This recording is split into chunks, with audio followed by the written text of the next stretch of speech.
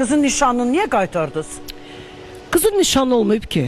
Mətənət Hərisi xanım, olsunlar. sizin verilişinizdə xonça düzəltdiniz, verdiniz qızın əlinə ki, apar şirinliyi paylaş. O bizim verilişdə artıq ikinci addım idi, amma siz deyəsə həri vermişdiniz, alınmadı. Yo, biz həridə olmayıb. Bir dəqiqə də mən deyim də. Bax bu nə idi? Biz bu şeyləri istəmirəm. Evdə də paylaşmışdınız. Yox, biz evdə də belə şey paylaşmamışıq.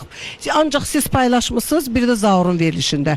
Bunları da ki, evə gedəndən sonra da sevgim məni öldürüb. Bax, onca nə idi? Ortada bir şey yoxdur ki. Heç nə yoxdur. Bəs axı burada da açıqlama verdiniz ki, yaxşı ailədir, qudamı buradan salamlayıram. Yox, bilirsiniz necədir? İstəyirlər.